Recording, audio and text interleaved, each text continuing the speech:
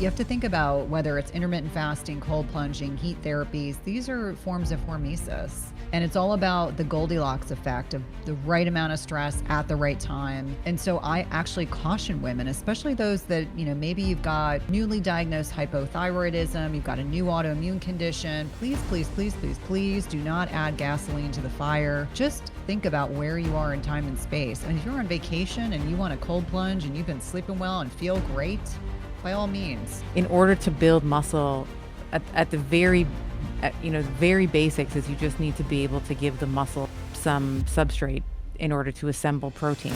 So if you are not consuming enough calories, your body is not going to have not the building blocks. There's no building blocks to build. And we're live now. Cynthia, I'm so happy to be doing She Said with you again. I can't imagine where else I would want to be this Friday afternoon recording with you. Yeah. I last time we did this, our AV tech told us was April. So we are going to make sure that we do this more often because every time I get together with you, I have a grand old time. And I know that our listeners also love to hear it as well. And we've been polling people for questions. And man, we have a lot of questions to get to today. So where would you like to start? I would love to start with any advice for a 45-year-old navigating perimenopause with a 4-year-old. Whew. That's a lot. First of all, congratulations. Yes. And are you finding this, Cynthia, that there's more and more women in perimenopause having their first child? So they are 40, 42, 44, 48, and they have a toddler at home. And it's like, what is it? Is it postpartum? Is it perimenopause? Like which one is it? Are you finding more and more of that in your community?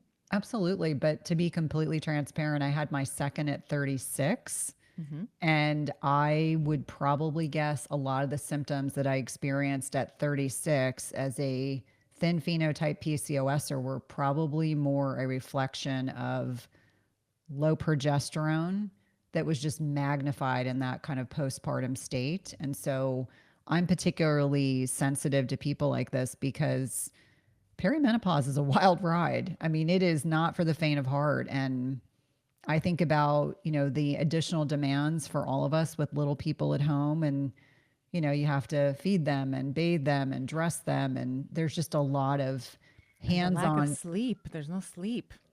The hands-on parenting piece. And I think not enough of us talk about the wonderful, deliriously tiring aspects of parenting. Like I say all the time, I would go back to that stage in a heartbeat because I've loved every stage.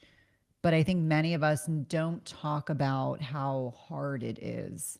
And I say this whether you work outside the home or not, that being a parent is, in many instances, especially when you have preschool or toddler or early elementary school age children, is exhausting, truly. But it is this wonderful dance that you have where you're trying to find some degree of balance. And then you add in the fluctuations of hormones that are starting to shift in your late 30s, early 40s. And I think it could make it even more challenging. Like I reflect back on I'm 54, even 10 years ago, that's when I really started to feel perimenopause, like in my toes. I was like, something is up. And my kids at that time were 10 and 8. Yeah. And it was tough. So I think it's even more challenging when you have younger kiddos, for sure. Yeah, I agree with everything you're saying. I find myself lately thinking about just being nostalgic with, like my kids now are teenagers and, wanting to do normal teenage stuff, which is like hanging out with their friends, and they're really entrenched in their extracurricular activities. I'm like, oh, there was a time not too long ago when I was like everything to them, and there can be that nostalgia. But to your point, I was also so bagged. I was so tired. Even if they had regular sleep, like one cold would throw off their sleeping, and the demand that emotional and physical and psychological demand that pulls on you. So for her, as a 45-year-old woman navigating perimenopause, I mean, what a couple truths that we know is that, as you already mentioned, her progesterone levels are low. So they're steadily declining and have been for probably about a decade at this point. So she's probably going to find that her resilience and the things that sort of set her off, the bar for that is going to be much lower. Like that tripwire is going to be much lower than what it otherwise might be. So just being aware of that. I mean, you and I talk about this all the time, but one of my saving graces, like totally got into fitness for aesthetics, but stayed for the mental fitness and the mental strength and the clarity that it gives me. So, in whatever small little 5 minute moment that you have, if there can be some body weight squats or some sit ups or some push ups, even with the baby, if you're like your 4-year-old, like, I was still carrying my 4-year-olds, you walk across, like maybe they Same. would, you're holding them, right? So you can do, squats, lunges, with the babies. I used to do something with my kids called, kitty bell, what did I call them? Uh, a kitty bell swings, so kettlebell swings. So I would like take the kid and I would like sort of strap them into my arms, and then I would swing them up and down, and I would do a little squat in between. So those are my kitty bell swings. So there's like little ways that you can get in activity, which I think obviously is going to be great for your blood sugar regulation and your energy. But it's also going to be a way for you to connect. Like 4-year-olds are rambunctious, right? It's like they want to run around, and so you can match them and play with them, by integrating some movement. So that's how I would approach that. And then maybe the other thing I would say is just be really gentle with yourself. We're so hard.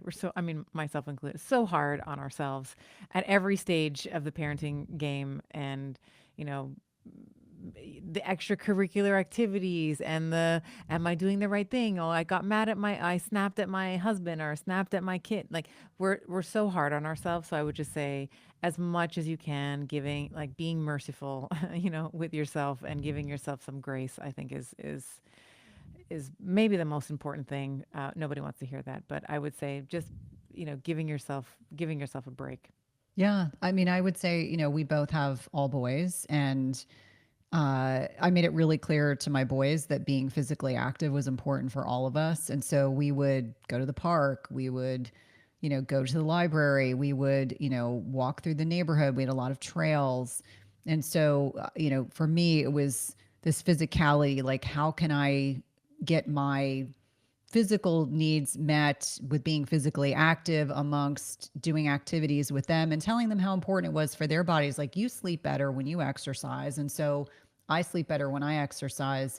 I think the one thing that I would say is that a lot of 45-year-olds are actually at a point where they should consider the addition of hormone replacement therapy. So even if it's just for 1 week out of the month, buffering the effects of that drop in progesterone. You Yeah. already have less circulating progesterone in the luteal phase, but many people, even if it's 50, 100 grams of oral progesterone therapy, can be very, very helpful, can help with the really heavy cycles, a lot of the estrogen dominance type symptoms that we experience that for a lot of women are really bothersome. The bloating, breast tenderness, very heavy cycles. I used to call them the crime scene periods, but all those things are real issues. And the other thing I would say is at 45, I probably, if you are drinking, I would say just be mindful of the impact of alcohol on your sleep quality, because sleep is so foundational to our health. That's the other side of that loss of progesterone: more anxiety, more depression, more potentiality of insomnia. If you feel like when you drink alcohol, it's eroding your sleep quality, you may want to cut back or eliminate. And I think we have this mommy drinking culture. Maybe this is a larger conversation, Yeah. this mommy drinking culture.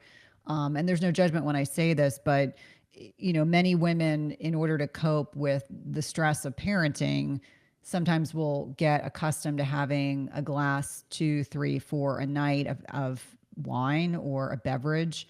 And cumulatively over time, we know that there are very little to few positive net effects of the consumption of alcohol at this point. And knowing what it's doing to us in terms of our sleep quality and our metabolism of hormones, and detoxification in the body. If you're noticing that, oh, that night that I have a glass of wine, once the kids go to bed, those are the nights my sleep is worse, just understanding that is a byproduct of ethanol. And, our bodies prioritize it as a toxin first and foremost. So just something to consider. And if you're not drinking, great. If you are drinking, just something to consider. Yeah, I completely agree with you. I have come to maybe a harder stance, which I know people don't like, but I don't actually see the value in alcohol. I think that there's a sensitization too, where alcohol tends to hit differently in midlife than maybe what it did in your 20s and your 30s. And to your point, like the liver is going to prioritize that to turn it into its intermediates and to be able to expel it from the body. But I really don't see if you're trying, if it's a coping strategy, if you feel like it's the only way that you can unwind. I know that there are different ways that you can find strategies to cope with the stressors in your life. I do think that that's a maladaptive, and I'm saying this with love. It's like, I'm not calling you out, I'm calling you up. It's like, I think that there can be a better strategy that you can find to deal with the stressors of raising a child, or maybe, whatever the situation might be. I would, I would take a hard look at what are some of the other things that you might think about replacing that glass of wine with. Maybe there's a walking club. Maybe there's a pickleball. Like, we know we know in midlife, pickleball becomes all of our personalities to Yes. some Yes. extent, right? Is there something that you can find, a community, like a way of bonding with other people, other mommies, right? Other moms with 4-year-olds. You can have something that's not alcohol. I really feel like, in terms of as you were saying, like the metabolic consequences, certainly body composition consequences as well, if you're concerned with that. um, Sleep, as you've mentioned, energy. Yeah, like I don't really feel like there's a place for alcohol for women in midlife at all. Yeah, it's interesting. I don't know if it was 2022 or 2023, but Huberman did a really excellent review on the effects of alcohol and the research behind alcohol. And I remember it probably took me 2 days to listen to it because his podcasts are so long. And after I finished, I said to my husband, I really think you should listen to this. And he looked at me and he said, I have 1 or 2 drinks a week. And he's like, I enjoy them so much. I'm not willing to give it up. And I said, oh, I'm not doing it from that perspective. I just think that I was schooled, especially in cardiology, when we were telling patients, oh, you should have a glass of red wine every night. There are all these Yeah. benefits. And the joke's on us because you'd have to drink gallons of wine to get the resveratrol benefits that, we used to tell patients. And so, much to your point, sometimes I have patients that just simply eliminating alcohol from their diet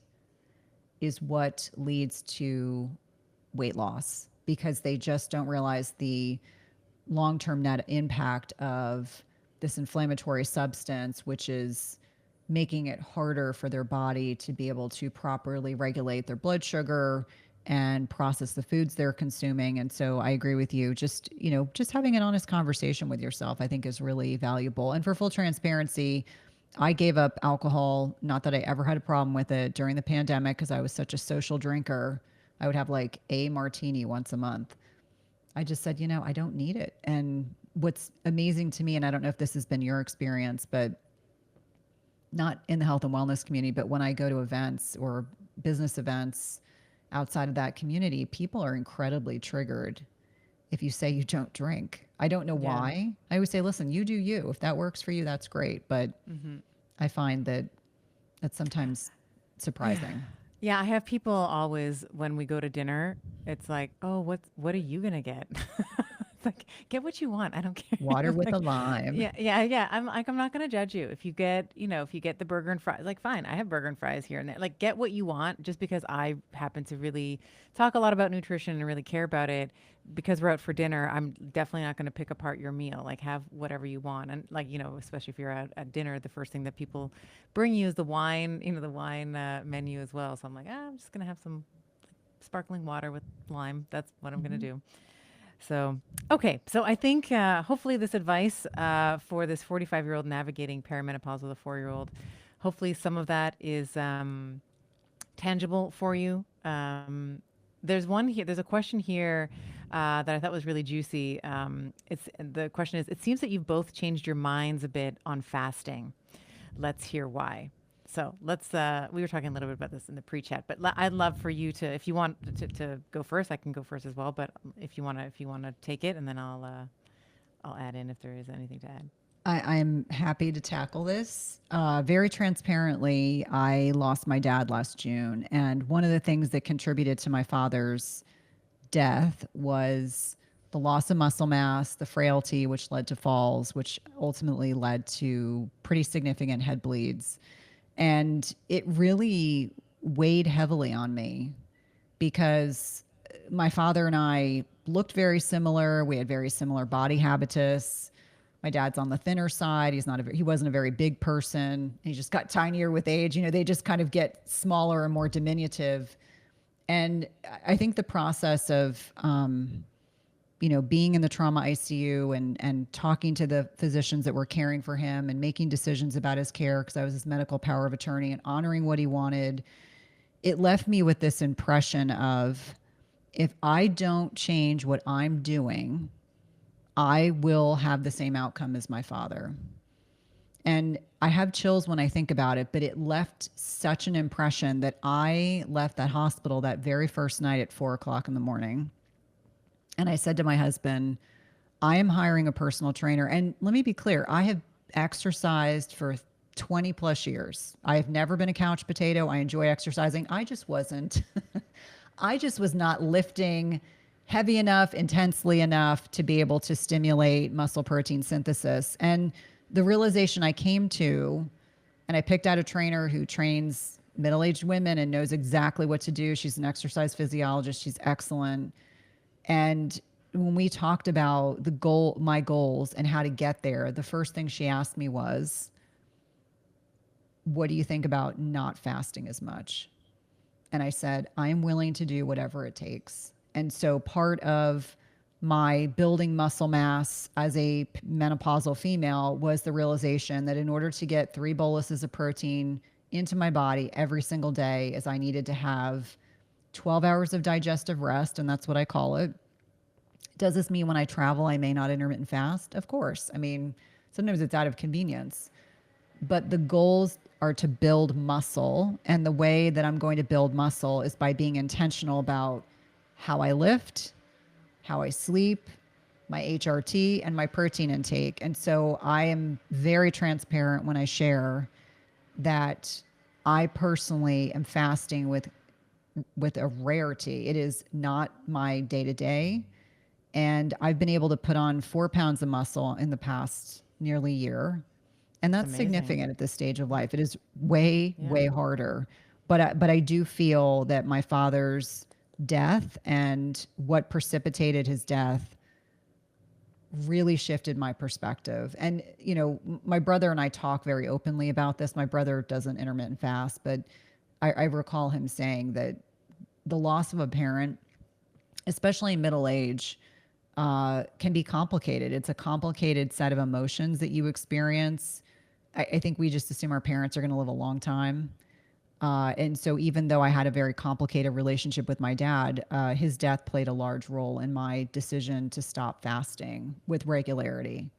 It doesn't mean that I don't believe it's a good strategy. I just think it is one of many strategies. But for me at this stage of life, my priorities have shifted. And because, frankly, I'm already a lean person, I think what I get concerned about is when I see very lean, middle-aged women who are they're ready to die on that sword. They're like, I'm going to fast 18 to 24 hours a day. I'm going to have my OMAD, and don't tell me that I shouldn't be doing this. And so each one of us have to decide for ourselves what makes the most sense, and we're allowed to change our minds. And I think that's very important. I feel a tremendous sense of responsibility to my community that I be honest about things that I'm doing differently and explaining why, and saying, if you are still fasting and you are building muscle and you feel good, that's great. But it was nearly impossible for me to build muscle eating 2 meals a day. And when I say impossible, and this is with, I'm on the hormone replacement therapy, I sleep really well, I do everything else well, I needed that third bolus of protein to be able to hit the macros that I needed to build muscle and to be serious about it. Like I jokingly say, it's it's like a second job. It's like, okay, what's my Yeah. third bolus of protein going to be tonight? So Yep. I'm always thinking about it. I'm curious There's what your thoughts are. there's a meme I just saw the other day. It's like, did anyone ever ask protein if they wanted to be in all this stuff? Which was something really funny. So first of all, thank you so much for your openness and your transparency and your honesty around your father. Of course, I know, just being your friend, is watching you go through it and navigate all the things that can come with a parent passing. And I share your view, especially with women in midlife, where I still feel we are failing women, or yeah, where we are failing women is that women, I think that they are understanding that that they need to build muscle, that they need to build strong, healthy bones. I think that people understand that. But I don't think that the application is quite there yet. I don't really see a lot of women applying the principles of progressive overload in the gym and lifting heavier and heavy weights. They sort of reach that 15 pounds, and they kind of stay there. They never really want to push past it. They don't understand what that's like. And, to your point, I think that in order to build muscle at the very basics is you just need to be able to give the muscle some substrate in order to assemble protein. So if you are not consuming enough calories, your body is not going to have just not the building blocks. There's no building blocks to build. So you are essentially wasting your time, especially if the goal is hypertrophy, if it's muscle hypertrophy. So in terms of fasting, I don't have a view that it's bad. I don't have a view that it's good. I think it is a tool of many. So if you feel, in your case, you were feeling like, hey, I can't get that third feeding of protein to meet my protein goals, or I can't get it in the 2 feedings that I was doing a day, because that is actually quite a tall order. If you're trying to get in like 100 grams, let's say 100 or 120 grams of protein a day, like 60 grams of protein every meal, like that's a lot, that's quite heavy.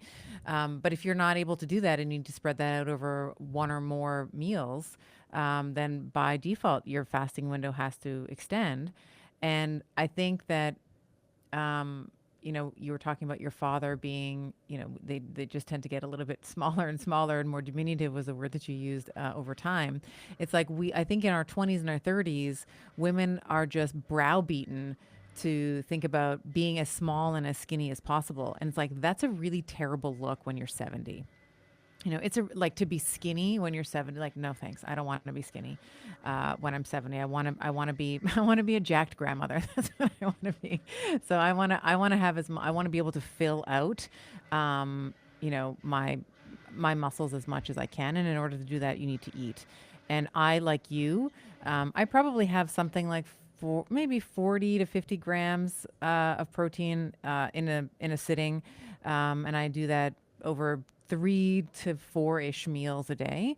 And so that's, so I fast overnight, like we all do, right? So if I'm fasting for 8, sleep for 8 hours, that's 8 hours of fasting right there.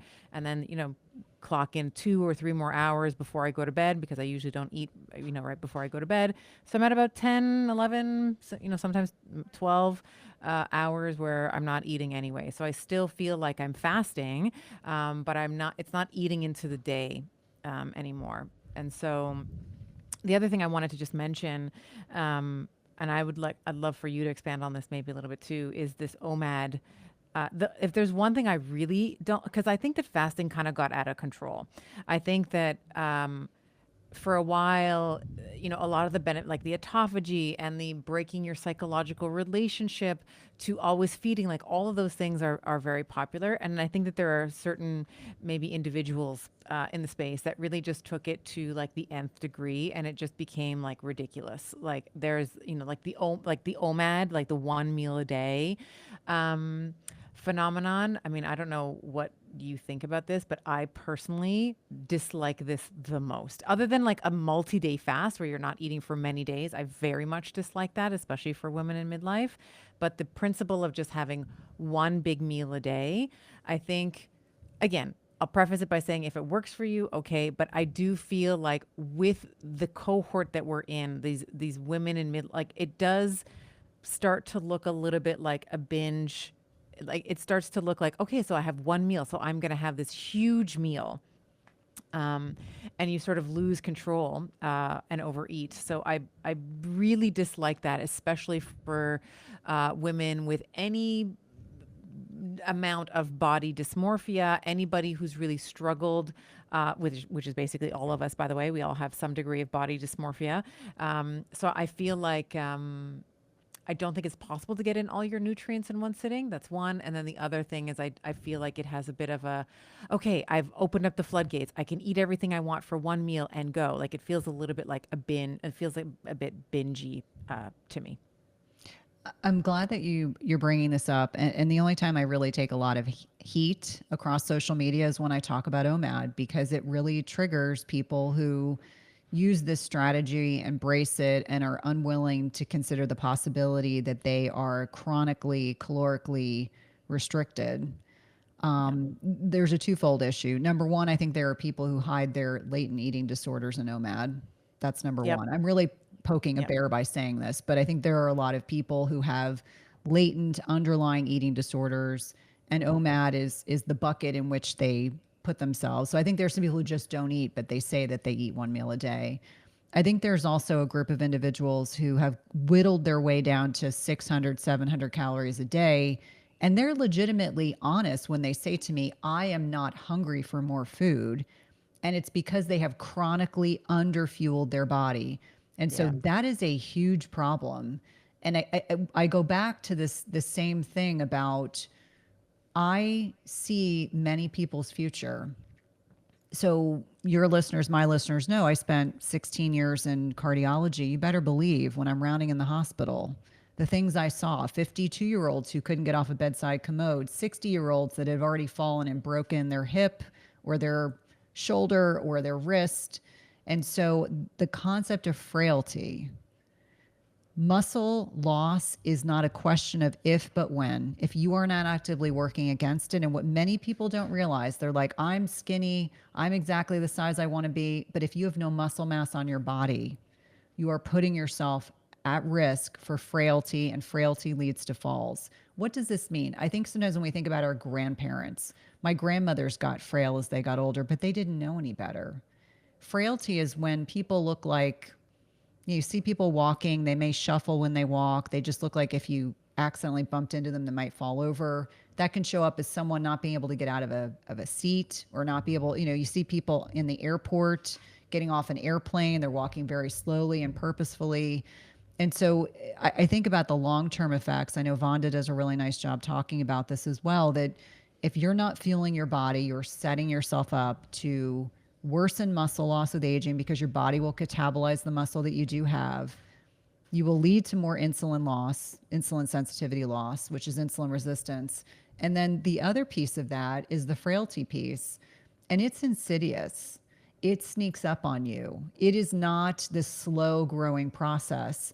It is evolving in front of you without you realizing it. That's why, as much as my husband hates doing unilateral work and hates doing yoga and hates doing flexibility training, it is so important. Even proprioception, our ability to know where we are in time and space. Sometimes my trainer will have me close my eyes when I'm doing exercises so that I recall where I am in time and space. And so when I talk about not liking OMAD, it's because I see what's coming for people when they aren't eating enough food. And that is the concern, is that over time, your body will make use of what reserves are there, and that means your muscles. And before you know it, you do a bioimpedance reading or you get a DEXA scan, and you're skinny fat. Yeah. Yeah, how many of these women I see in classes occasionally?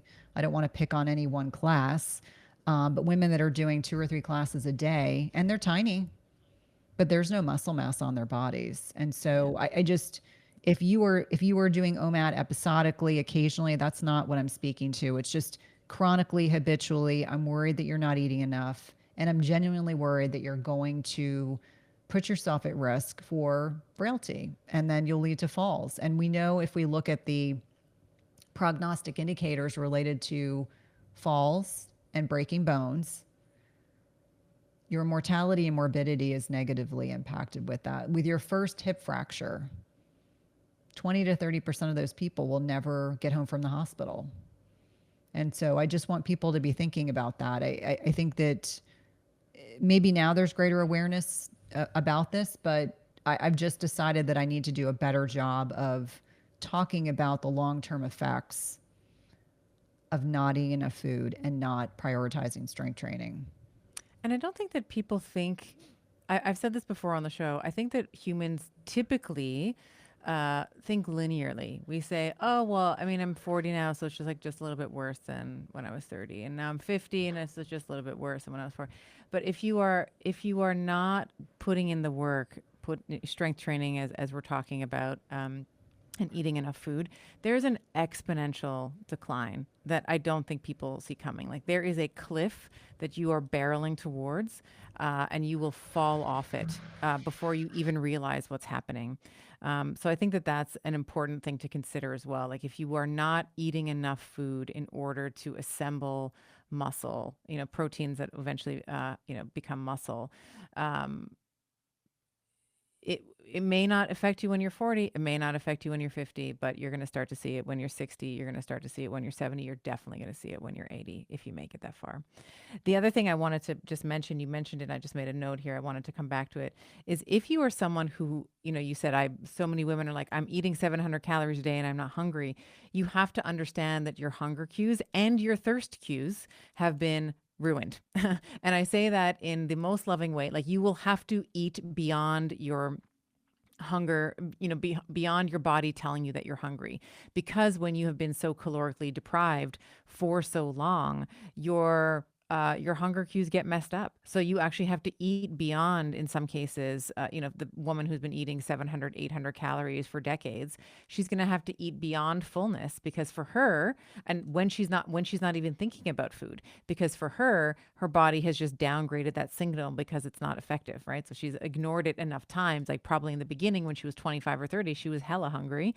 And then, it just sort of becomes muted. So I think that hunger cues as well as thirst cues. And part of this is also declining estrogen. And we can get into like estrogen and ghrelin, the relationship between estrogen and ghrelin. But I think that your hunger and your thirst cues can be distorted as well, especially if you're someone who's been calorically restricted for a long time.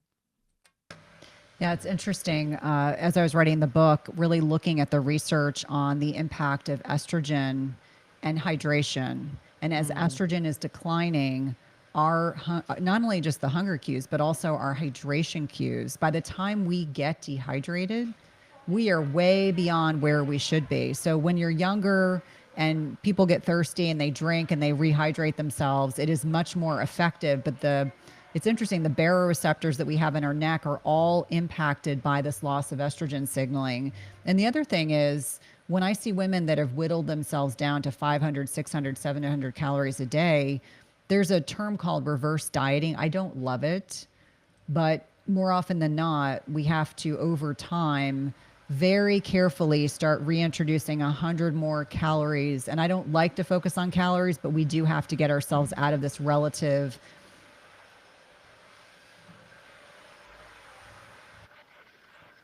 No, hold on a second. I'm going to put this on mute. I think it was her clean. I think it's her cleaners. Oh, are you singing? I think it's her cleaners because she said the cleaners cleaned her office first, so they might just have a vacuum or something right by the door. Oh, that's so funny.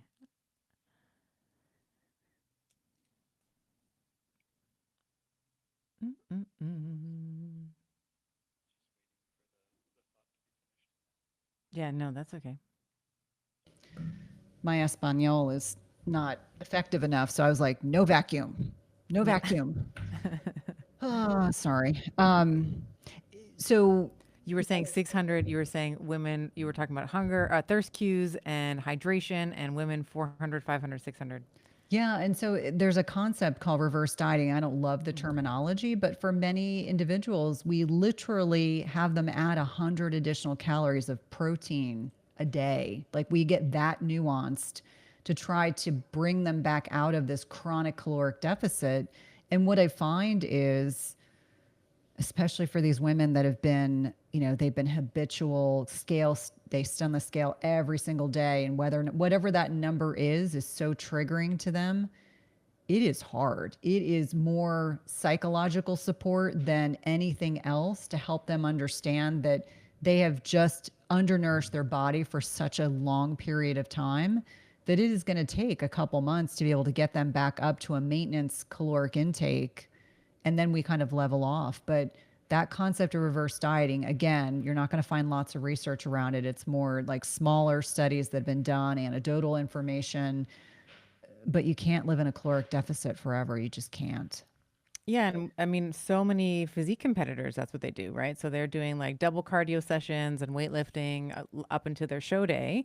And of course, if you do the binge and you don't do it properly, like you put on, because your body is in, it's Starving. starving, right? So you're going to put on a ton of fat. So that's exactly what they do is they start slowly after like post show. It'll be like you're saying 50 to 100 calorie, like depending on the tolerance of the person, but 50 to 100, sometimes even up to 200 calories a day. And then you end up getting to a place, if you do it properly, where you are consuming way more calories than you ever thought. You're fed and you're happy. So first of all, that's a win. But then your body actually knows what to do with that, and you don't gain weight. Like you're not gaining fat. You're not like you reset what your maintenance calories can be. So I think that that's also really exciting. I personally like, maybe it does need a. I think that maybe the name needs a rebrand. Like reverse dieting is a bit of a fun. It's a terrible name. I wish I Yeah. could think of another term, but for some people that is really what they need to do, Yeah. and it is a slog. They don't like it. They're unhappy about it. They get triggered on the scale. We Yeah. go back and Especially when you forth. start having carbohydrates, right? Because your carbs are going to store, you just store water with carbs. Like that's just what happens. So people will see like a pound or two weight gain, and it's like, oh no, it's like, no, just your muscles are just like, they're just full. Like they're just eating. So it's okay. I mean, I've talked about this on the show before. When I do legs, I mean, I don't weigh myself often anymore. I just sort of go by how things fit and how I'm feeling and my energy and stuff. But when I was weighing myself, I would go up by like 5 pounds. Like if I did leg day, like the next day or 2 days later, especially if it was particularly intense, like I'd gain 5, 6 pounds on the scale. And it's just because my legs are super inflamed. So they're retaining water and they're healing. And that's just because I I pushed them to break down and they're repairing themselves. Like that is normal. It's normal for your weight to even, I'm sure even you don't even have to do leg day. You could have a really bad night's sleep and you're probably going to weigh more the next day. You can be under just like a big deadline and what maybe your food choices are a little different. You're just going to weigh a little bit more. And so I think I know it's like been bludgeoned into our cells at this point, like always looking at the scale. But it's like, that is, again, like fasting, it's like a tool. It is one tool. I much prefer you have a measuring tape. I would much prefer you look at your waist and your hip, and then I would compare the two together, waist to hip ratio. That is actually a much better tracking tool over time. We can get into visceral fat and we can get into all of that too, which tends to accumulate in midlife as well. But for me, measurements are way better and pictures are way better than what the scale says, because the scale, I mean, if you're still menstruating, like you're going to be heavier for 2 weeks in the second half of your cycle, especially right before you bleed. Um, it's I don't know. It's a tool. I'm not dismissing. I just don't like it. And everybody's on it. Like everyone's like, what am I weighing? Am I gaining weight? Am I losing weight? It's like, who cares? How do you look? How do you feel? What are your measurements? Yeah, unfortunately, we have a very toxic diet culture that has convinced women that we are kind of dialed in on this number, and it governs how women feel about themselves. I mean, very transparently, from June of last year until June of this year was probably one of the most stressful years of my adult life. Yeah. And inflammation and stress shifts body composition. You better believe, like, I mean, openly, my trainer and I were both talking about it, and it wasn't until things kind of quieted down that I was able to kind of de-inflame, be less inflamed. And it wasn't that my diet was bad; it was just the stress Hmm. of personal things that were ongoing, which thankfully now have all kind of quieted down. But I think for a lot of people, if I didn't know the body composition trumps the number on the scale, because that I could intellectualize, like, this is how much fat free mass I have, this is how much muscle mass I have, and I can track that. And when I can track that, that allows me to kind of have a sense of what exactly is going on. Okay, there's a couple of questions I wanted to make sure that we get. I mean, there's a bunch of them here. I want to make sure that we get to this gut question. So there was, what are your thoughts on dairy products as they relate to gut health and used as a protein source? Stephanie, hold on a second. I Yeah, can can you guys I hear can that? hear, I can hear the vacuum, I think. God. Hold on, Brock. It's now they're on my porch. So my porch is outside my office. And I'm like, I Yeah. said, can you guys go upstairs? So they stopped vacuuming. I told her from 2:30 to 3:30, no vacuuming on the first floor. That's all I asked for. Oh, now it's quiet. Okay. Okay. Um, so Dairy, I protein. think what I would say about dairy is very bio-individual. And Yes. believe fervently that goat milk, sheep's milk dairy tends to be less inflammatory. We know that cow's milk for many people can be very inflammatory. So that's kind of the gestalt. Do I find that there are a lot of women that are very sensitive to cow milk dairy? Absolutely. Do I also then also believe that dairy can be a good protein source? Absolutely. What I typically will suggest is that whether it's yogurt, kefir, um, a slice of cheese, a scoop of sour cream. Someone came after you one day because I mentioned something about sour cream. Whatever the dairy source is, if you tolerate it, you don't feel like you get inflamed, you're not carrying around inflammatory weight, I think dairy can be reasonable. I can tell you very transparently that dairy for me, I can have a little bit of whey protein a few days a week. I can't push the dairy button often because for me personally, gosh, it's now like 7 years ago, I cut dairy out entirely and lost 5 pounds, even though I was not eating dairy very often. So I always say, like, this is what has been true for me. Can I occasionally have a slice of Parmesan cheese on a salad or some whey protein? Yes, but that I can't push it. Do I think that the composition of your gut microbiome, do I think that plays a role in things that we are sensitive to? Absolutely. We know that as we are navigating perimenopause and menopause, we have one cell layer thick in the small intestine. Estrogen is very important for keeping those cells together and not open. When people talk about the concept of leaky gut, that means that that small intestinal lining is open and you can leak particles into the bloodstream that generates an inflammatory response, an immune response, and can lead to underlying food sensitivities. So women will say, like, why all of a sudden am I sensitive to dairy or gluten or grains or insert whatever it is? That has a lot to do with it. So there is a degree of bioindividuality. I think that if you suspect you are sensitive to dairy, you probably are. And here's the thing that I find really interesting, my N of a couple thousand. If you struggle to limit or eliminate dairy, it very likely is the composition of your gut microbiome, those microbes, protozoa, viruses, bacteria, etc. You may be feeding dysbiotic organisms. So when we talk about dysbiosis, we're talking about, I always say, like, our microbiome is, we plant all these beautiful fruits and vegetables, and dysbiotic organisms are non-beneficial bacteria, viruses, fungi that grow up in between these beautiful fruits and vegetables in this garden. And so when I start seeing patients who say, I tried to cut out dairy, but I craved it so badly, it was like I was like a beacon to the refrigerator. Sometimes it can be a sign that you have overgrowth of this non-beneficial bacteria, and that's where I think stool testing can be helpful. So big kind of messaging is dairy okay? It depends. If you suspect that you're sensitive, eliminate it and see how you feel. Third, I would say if you absolutely positively want to consume dairy, maybe try sheep's and goat milk varieties. Like, I love Manchego. Like, that is like my favorite cheese in the world. I don't eat it anymore because it's easy to overeat it. And frankly, I try to avoid dairy as much as I can. But that N of one experiment, I think, can be very helpful for a lot of people. But I do find that most women benefit from limiting or eliminating dairy as a group. What are your thoughts? I agree 100% with what you're saying. It's like I have nothing further to add. It's like if it works for you, awesome. Cottage cheese is having its moment, right? So it's in everything from pizza. It's like it can be a base for pizza. It can be cooked with. I mean, I've used so many cottage cheese recipes as well. I typically am good with most dairy. I find ice cream kind of gets me, but things like cheese, and I don't actually have a lot of cheese. I don't crave it. I don't.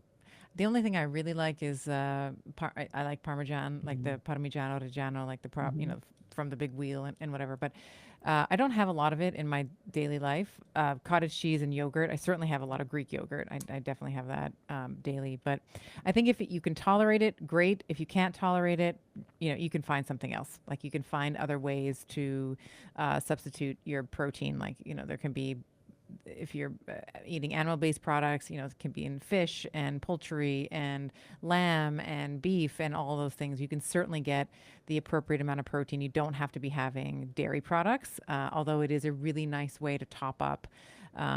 It is a really nice way to top up the protein requirement if you can. Like what I have found that I like to do, especially with Greek yogurt and with cottage cheese, is I like to make them into desserts. Like I bake with them, and I find that it's a way for me to still have sweetness. Like I still have a lot of baked goods in the home, and I'm getting my protein points with it. So if you're able to tolerate it, awesome. If not, everything that you just said, it's fantastic. Well, and I love to watch you in the kitchen creating all these concoctions because, let's be transparent and just say that we like to have sweet things on occasion. Yes. We just want it to be like the healthiest version of whatever it is we're craving. And I think that if you tolerate dairy, my husband loves cottage cheese. There's something about the appearance of cottage cheese. I can't do it. Can't do I it. just can't do it. I can't. It's like a visceral response. I'm like, can't do it. Can't do it. But I respect the fact that you love it. And my husband loves it. So, Yeah, I love it. Yeah, no, I really I don't love the chunks, but I definitely love it blended. So I make like an awesome pudding. I put whey protein, like I put protein in it, I put some maple syrup, I put some, blend it so I don't see those little chunks of the thing, but yeah, the curds, it's the yeah, curds that it's get the me. curds. Yeah, yeah, yeah. So yeah, I love that, and I think it's a way for me because I want to eat well. I feel I want to enjoy everything that I eat, and I don't want to feel like trash after. So I know that if I have like a super sweet chocolate cake, it's gonna feel good in the moment, Hmm. and then an hour or two later, I'm going to be zonked. I'm going to have no energy. My stomach, I'm not going to feel great. So if I am going to have dessert, I definitely want it to taste good. That's number one. But then I also don't want I don't want to pay for it afterwards. So, yeah, that's how I feel about yogurt and cottage cheese.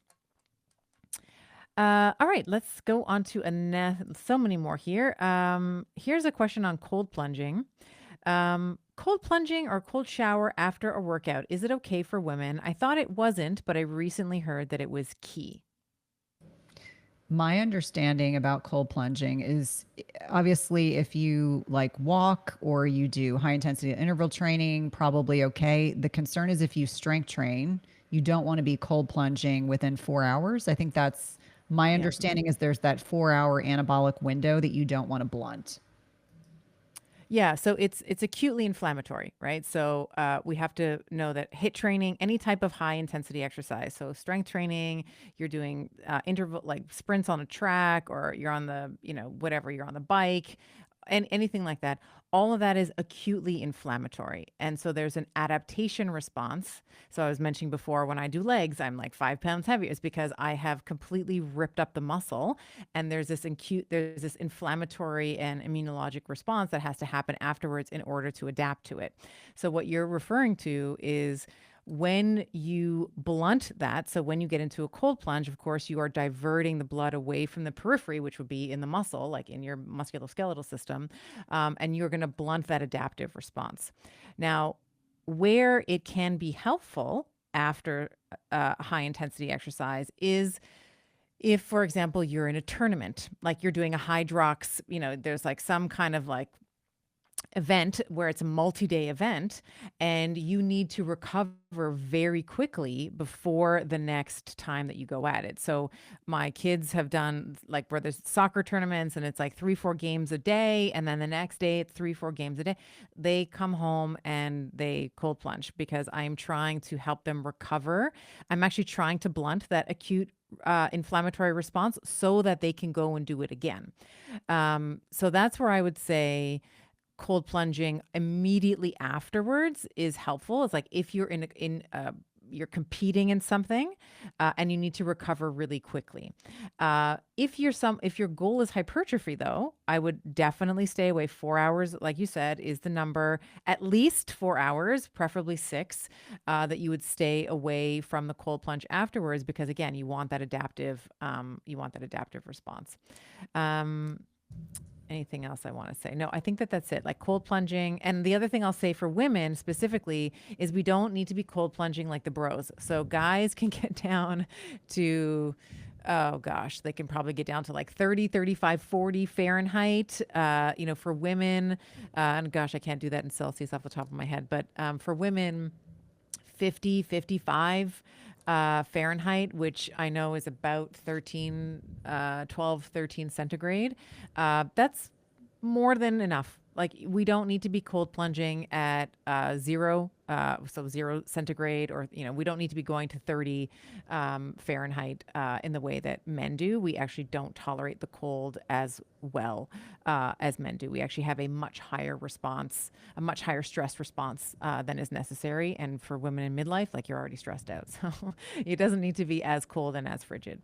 Well, and I mean, the other thing that I would say is I would question why any woman in middle age should be doing cold plunging with any regularity. I think, 15 to 30 seconds of cold water at the end of your shower, doing cryotherapy, which tends to be a little less stressful on the body. I think about all the people that are not sleeping well, aren't managing their stress, are chronically, habitually stressed out. You have to think about whether it's intermittent fasting, cold plunging, heat therapies. These are forms of hormesis. And it's all about the Goldilocks effect of the right amount of stress at the right time. And so I actually caution women, especially those that, maybe you've got newly diagnosed hypothyroidism, you've got a new autoimmune condition. Please, please, please, please, please do not add gasoline to the fire. Just think about where you are in time and space. And if you're on vacation and you want a cold plunge and you've been sleeping well and feel great, by all means. There was a hotel that we stayed at in Switzerland, and they had these thermal baths, and you could go from being in hot to cold, and there was no one else in there. So my husband and I were kind of enjoying going back and forth. And I said to him, I don't need to cold plunge with any regularity. That will send my cortisol through the roof. And I know even Dr. Stacy Sims, who we both have interviewed, talks about how women are just much more sensitive to the effects of cold. So if you're choosing to have cold exposure, maybe start off with, a little bit of cold at the end of your shower, cryotherapy, which is 2 to 3 minutes. That's actually my preferred way of stressing myself.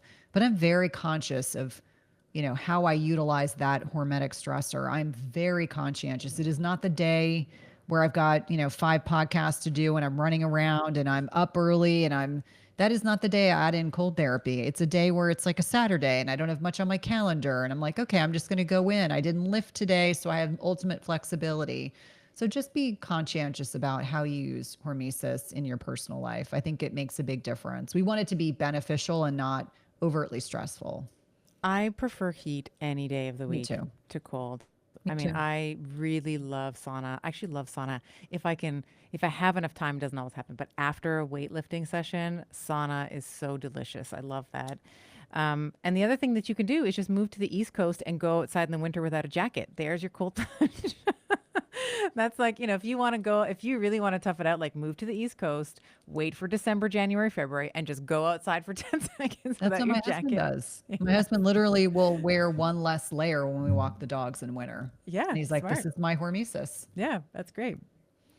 There was a question here on, okay, there's two questions I wanted to get to here. Best form of testosterone and why.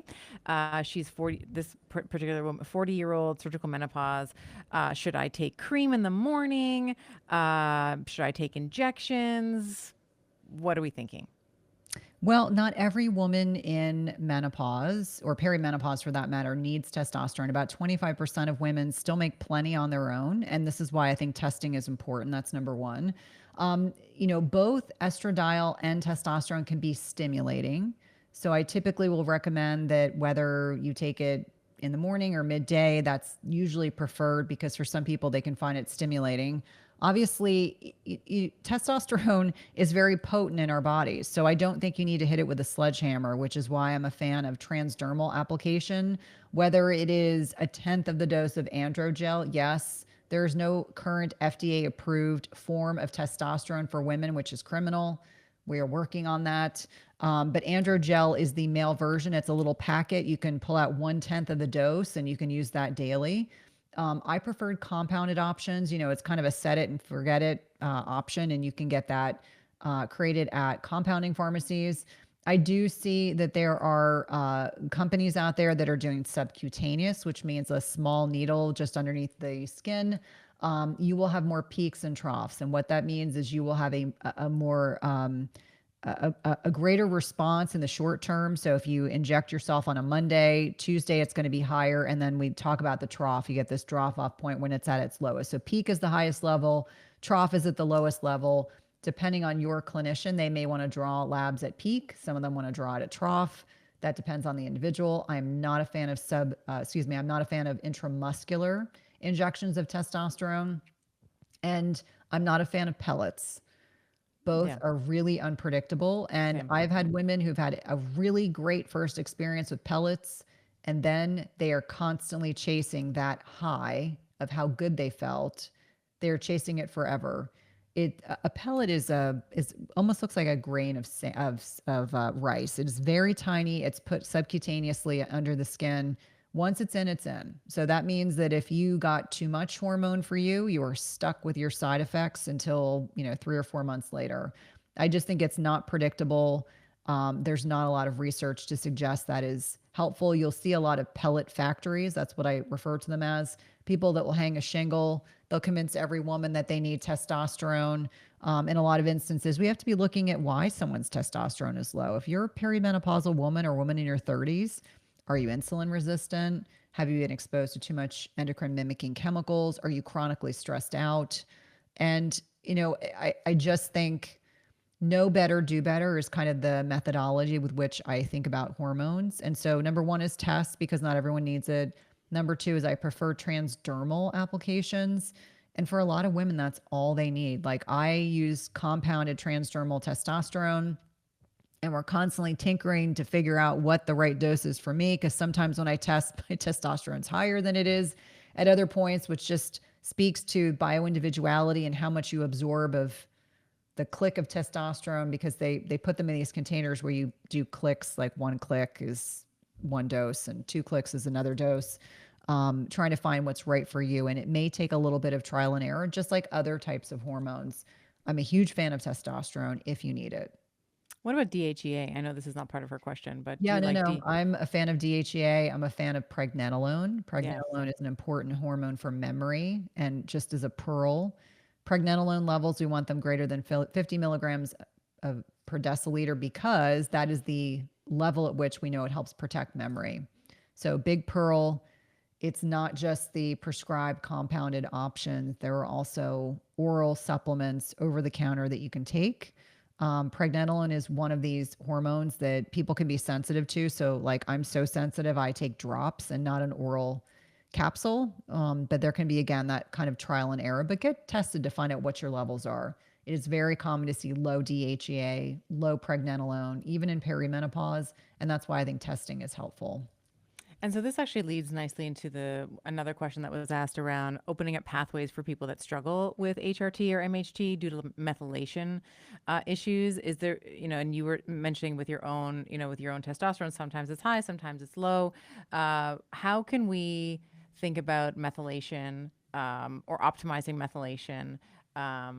and opening up, let's say, or optimizing that pathway for someone who is considering getting on HRT, or who might already be on it and who has terrible detoxification pathways? Yeah. So, first and foremost, there are some genetic susceptibilities. So, obviously, if you have an MTHFR defect, like I do, I have two copies of A677T, which is the one you don't want. I remind people you are not going to die. Probably 10 years ago, there was a lot of information that came out and very complicated supplement regimens for people who have this defect. And I'm like, time out. Not everyone needs that. I think we go back to the basics. I do like testing. So for me personally, testing to see if you have this genetic mutation is helpful. Don't panic if you find out you have it. Like I said, 10 years ago, everyone was worked up about it. It just means you have to do a couple extra things. Number two, I like to look at a Dutch. I know the Dutch is super controversial, but the Dutch in particular looks at estrogen, how you break down your estrogen, but it also looks at phase one and Yeah. phase two liver detoxification. Yeah. Typically, people that are poor methylators are also people that need phase two detoxification. And there's ways to go about doing this that start with like simple things like sweating and sauna and hydration and cruciferous vegetables. I mean, there's a lot that can go into this. And without kind of getting over hampered, it doesn't mean that every single vitamin you take has to be methylated. Not everyone needs methylated vitamins, myself included. And so I think it really comes down to the basics. Many people get fixated on detoxification because they're gaining weight with hormones. And that's why the first thing I say before we even think about hormones, we have to be talking about lifestyle. You have to talk about nutrition and exercise and stress management and sleep. You need to talk about gut health, because if you can't properly package up and break down excess estrogen, and yes, you can be in late perimenopause or even menopause, and you can be low endogenously, meaning your body's making less estrogen, but your body can't package up what's left over. And so estrogen's kind of like a present. It needs to be packaged up. There's a enzyme called beta glucuronidase, and that helps your body kind of break down excess estrogen and help get rid of it. There's also the estrobolome, which is this uber awkward, strange word that talks about there's parts of the gut microbiome that are intricately important and focused in on helping you break down this estrogen piece. So you can be exposed to estrogen in your environment, personal care products, your food. And if you're recirculating estrogen, that can show up as some of the crummy symptoms we get in perimenopause and even menopause: tender breasts, bloating, weight loss resistance, very heavy cycles, things that aren't fun to deal with. And we know that in perimenopause, our estrogen levels can be 20 to 30% higher. So it can be this kind of circuitous pattern back and forth. But getting back to the original question, I think diagnostic testing for me personally is very important. Number two is personalizing what you specifically need. I don't need a ton of extra stuff. I do take glutathione. I am very proactive about consuming cruciferous vegetables every single day. I'm very proactive about hydration and electrolytes, magnesium. I mean, there are a lot of additional supplements. Some people need things like calcium deglucarate. Some people need TUDCA. TUDCA to me is really interesting because with the loss of estrogen, we don't package up our bile acids, and bile is what helps us break down and emulsify fat, but it's also intricately involved in like mitochondrial health. And so as we're losing estrogen, it can impact how we break down and emulsify fats, but also impacts our mitochondria. So TUDCA can be another thing. Again, I like to test, not guess. Like, let's figure out what you specifically need. Unfortunately, in our kind of overpopularized health and wellness community, what I find is people will sometimes make these kind of generalizations. Well, everyone that has MTHFR needs this. Right. I don't believe Yeah. in that. Yeah, same. Just like I would say, not everyone who has a phase one detox defect needs DIM, and not everyone who has a phase two needs calcium deglucarate. So I think personalized medicine and personalized recommendations are what are most important. But that, I would say, those are kind of the basics, but testing is important. Then deciding, what do you need most, and then responding to whatever symptoms you're experiencing. Do I see a lot of women that don't have their detox pathways open? Yes. And, when we talk about phase one and phase two in the liver, phase three is part of the gut.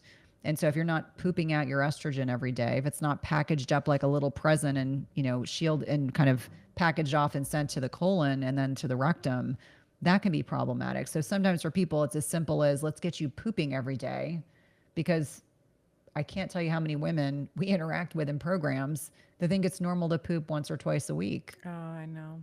I'm like, we Yeah. want that to be once or twice a day at a minimum. Yeah. Yeah. Couldn't agree more. I have nothing to add to that. What a complete answer. Well, thank you. That's awesome.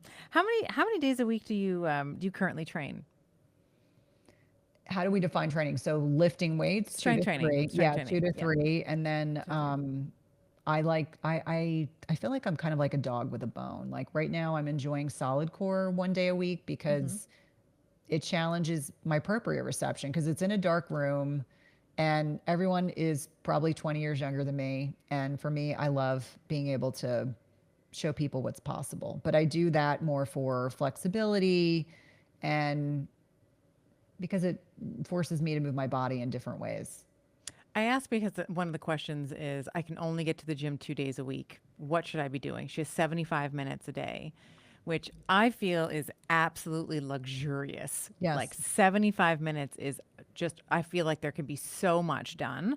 So I was curious to see what your strength training is. And what about cardio? Are you doing any cardio on, like, I know you walk a lot. You Yeah, have I your mean, dogs and stuff. there is not a there's not a flat part of my neighborhood. So I do zone 2 training walking my dogs. Now, we have very hot humid summers, like Louisiana hot humid miserable summer. So Yes. sometimes in the summer I will walk on my treadmill for my sanity and I might actually watch a movie while I'm doing it because with zone 2 it's meant to be fairly comfortable. I put it, 2 to 3 incline. I know where my heart rate needs to be. I like zone 2, I'll be completely transparent. I try to be really good about doing HIT at least, twice a week. I know Vonda wants me to push myself even harder when I do HIT, but that's probably my least favorite thing I do. Transparently, I'll just say that's Yeah. not my favorite thing I do, but it's kind of like eating, when I was a kid, my mother made me eat lima beans because they were good for me. So I think about it, it's like I got to eat my lima Just beans. gotta punch it out. Yeah, Yep. I love that. I think that the strength, if this girl's like, I have 75 minutes, I can do it twice a week. For me, I would actually concentrate most of that on strength training. That would be my counsel for Yes. her. And then any other time that she can get the zone two, as you're saying, like the walking, you park a little further in the parking lot. But for the training, if she has 2 days a week, I would say full body both times. And then I would just switch it. So if day one, she would do like an upper body push and then a lower body pull, and then she might flip it the next time. So if day two would be an upper body pull, lower body push, that would be my recommendation. And I got to say, 2 times a week, I can't tell you if you have a properly designed program, like it sounds like you do with your trainer, where You'll you be are sore. applying the principles of progressive overload and your form is on, like your form is there, you get the form mastered before you apply the load, you can see unbelievable results in terms of muscle hypertrophy and strength at a 2 day a week frequency. I train a little bit more than that, just because it's my absolute love. But I'll probably train like 4 to 5 times a week strength training, and then I just have recently taken up track. Like I was I actually love it. telling my team, I've taken like a 15-year hiatus. Like I used to run track. I was 200 meter, 400 meter. I'd run relay. I was second arm on relay, and just you know pregnancy, children, divorce, life. I just was talking myself, like anytime the opportunity sort of showed itself to run track, I was like, I'll just do something else. Like I would always skip it. And just recently, just in the past couple of weeks, I've made like there's a track in our neighborhood. It has like a nice sport court, sort of like that bouncy material. Anyway, got on it, did 6 sprints. Um, and I just remembered how much I loved it. Like, not, during the sprint, yeah, like my lungs are burning, I'm gasping for air. It's very, so, but afterwards, I was like, oh my God, I remember how much I love, like, I was running track in university. I ran it in, like, I've loved it. So I've just recently kind of come back to that. And then on my Caro bike, I did this week I did a 4x4 again, like just would avoid the 4x4 Norwegian. So it's 4 minutes, zone 5, so it's very heavy resistance, and then you get a 3-minute break, and then you go back and you do that 4 times. So it's like 4 minutes for at zone 5, and it determines that via your heart rate, and then like you're on the Carol bike, you've done tests before, so it kind of knows what your zone 5 is anyway. And it was so grueling, and it was so I felt like I was gonna again like I was gonna die while I was doing it. And then afterwards, I was so proud of myself. I was like, oh yeah, I remember how much I love this. I remember how much I love this, like getting into the pain cave, like knowing it's gonna hurt, and then coming out the other side of it, feeling like literally high. Like I'm literally high on endorphins. God bless the runners of the world. I ran track my freshman year in high school. I ran 800 meters and I hated every single minute of it. Every step of the 800 meters. Yes. Every Like, meter of the 800. yeah, I remember I think when I turned 40, I was going to do a 10K because my husband did a lot of competitive triathlons and, he did Olympic distance and mid distance. And so I was like, at 40, I'm going to do this. And I ended up developing inflammation and synoviitis of my hip. And I Of said to my course. husband, you Yeah. know Yeah. what? It's God's way of telling me I'm not meant to be a runner. So I so I'd admire that probably and do I that love it. too. I Yeah. would probably end up getting some tenosynovitis somewhere too. With the long distance run, I don't do well with long distance running. It's like the short, quick stuff. I can do the short, quick stuff because I know it's going to be over in 12 minutes. Well, I have Yeah. something called FAI. You probably know what that is. So Yep. femoral acetabellum impingement, and I guess I Hmm. have a very mild form of it. So when I thought I had torn my labrum, I found out my orthopedic surgeon was like, "Oh, good news, bad news. You Yeah. didn't tear your labrum, but you actually have FAI, and I guess I have bone spurs." So he said to me, "The worst thing you could do is start running." Yeah. And so I said, "Great," because I don't love running. So that I was will like take that to the bank. exactly. I was like, let's do something else. I was like, Yeah. noted.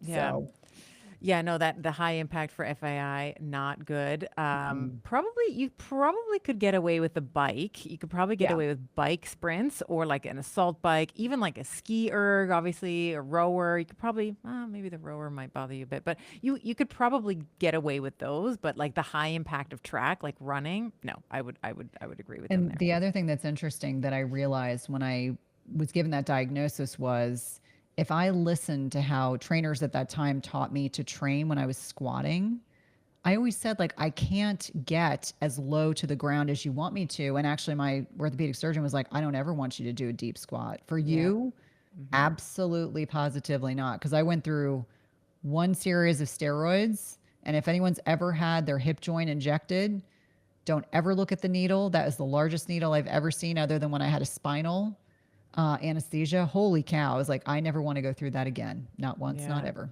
Yeah, not once, not ever. And there is a really quick question here. I'll just like to Mm. round out the weightlifting on how do you take care of your hands after lifting. So if you're watching this on YouTube, let's see if you can I've see got, my gnarly, disgusting yeah, hands on the other I can side. Yeah, see. so it's like I don't have my nails painted today, so it won't work as well. But I like to always say like glamour on this side and gangster on this side.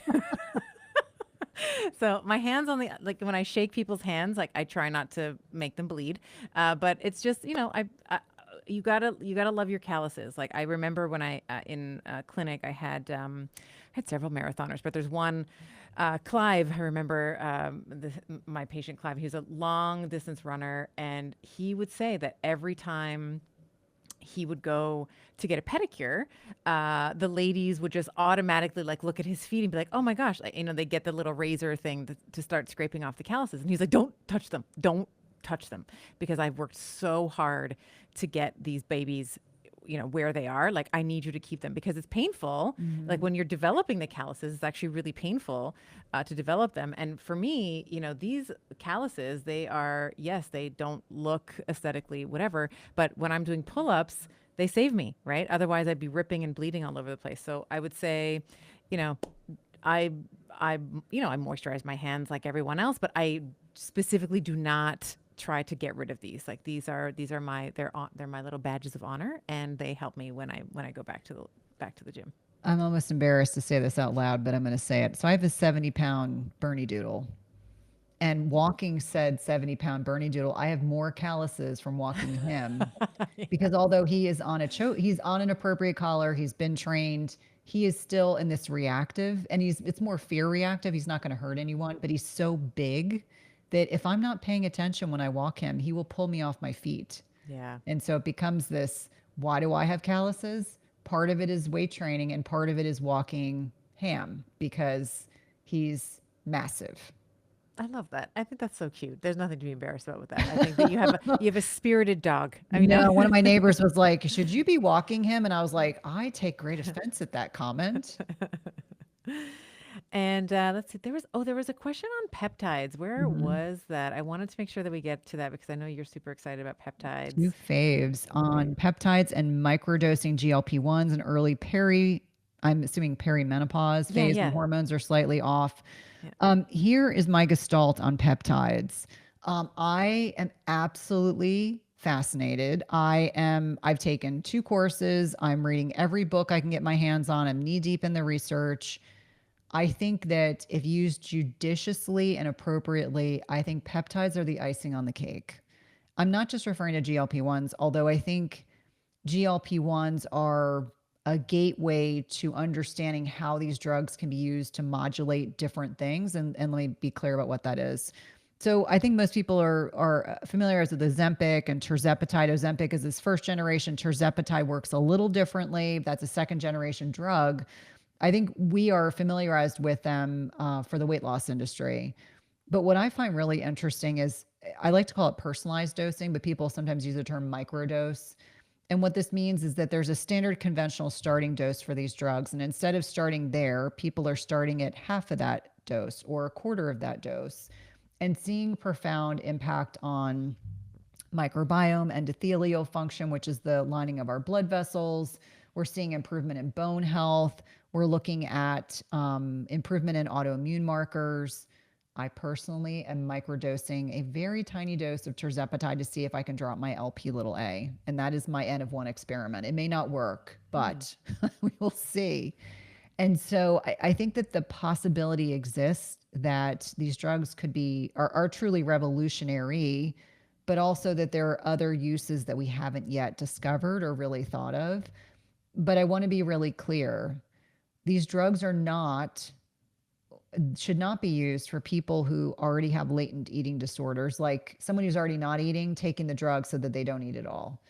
I think what I understand about these drugs from many patients is that they quiet food noise in the brain. We know that tirzepatide in particular, we know that we have GLP-1 receptors throughout our bodies, mostly in the L cells in the small intestine and colon, but also in the brain.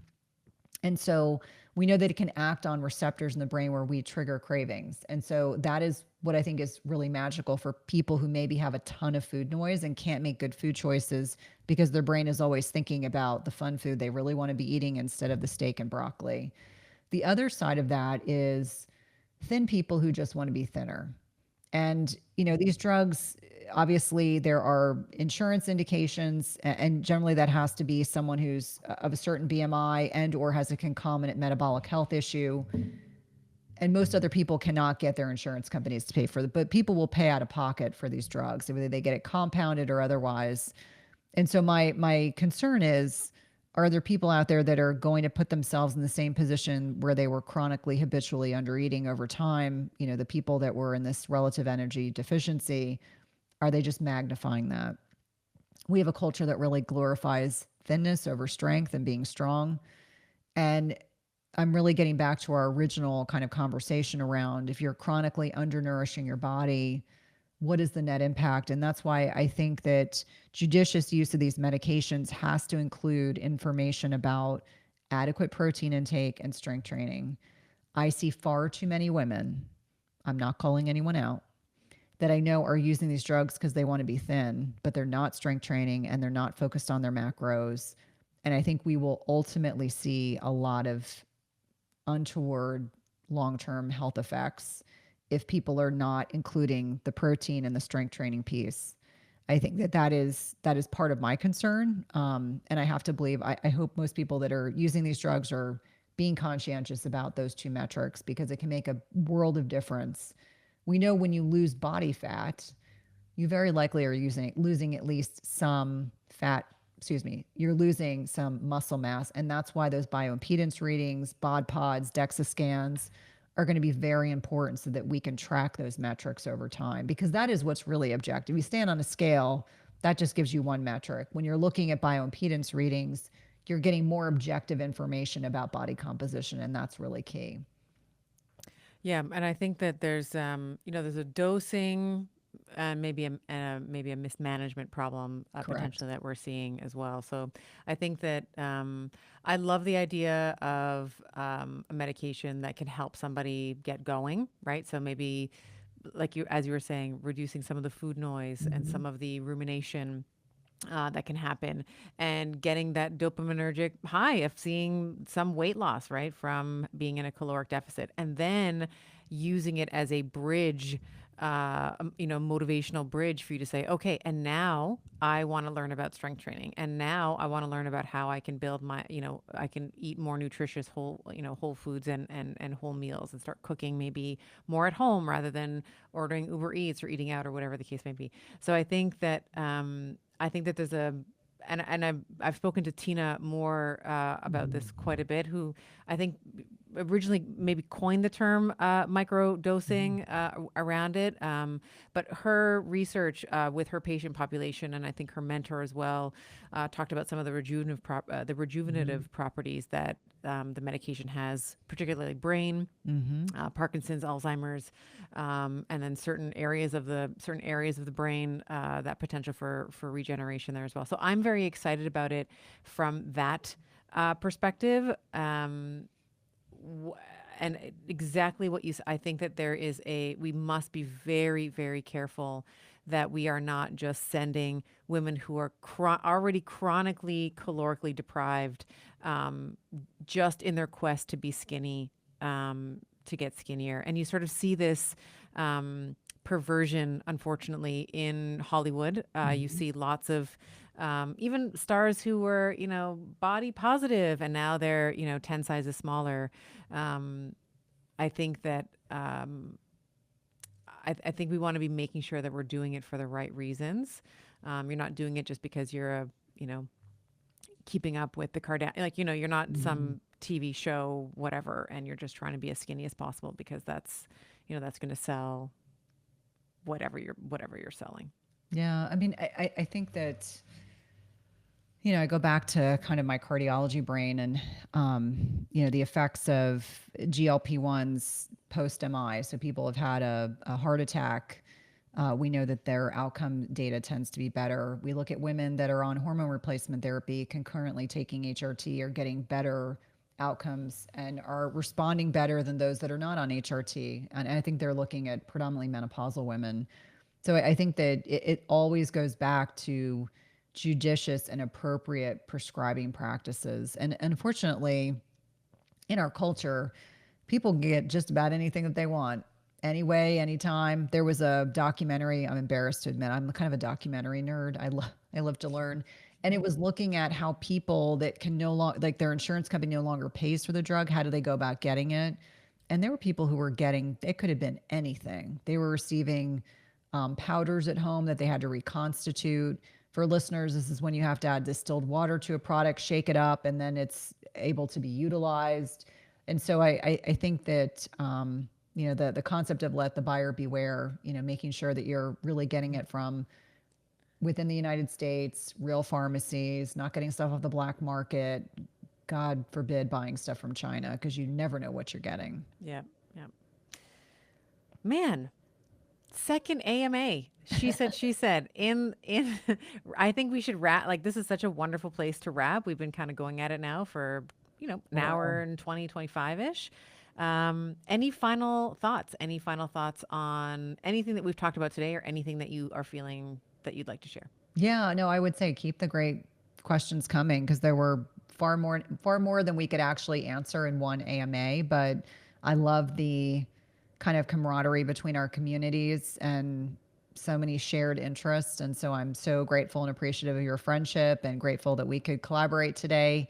And hopefully, as I always say, hopefully it's, one of many opportunities to do the she said, she said.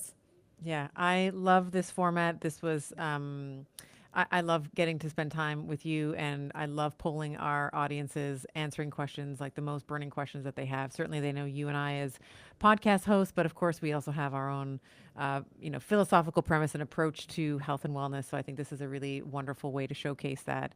And like I always say, any time with you, is time well spent. So just happy to be able to do it. So thank you today, Cynthia. Likewise, of course. Hey, if you like this video, you guys are going to love this video, and I'll see you there. The conversation I'd love to have with every 35-year-old woman is that once 40 hits, your ovaries are going to be done, and they're going to slowly, it's not like it's done overnight, they're going to slowly decline. It's going to take 10 to 15 years for these ovaries to be out. But you literally have an organ that is done doing its job. Mm-hmm. It'd be like if your heart was like, hey, I'm done. I'm just going to slowly like this. I don't understand why we don't talk about this. Right.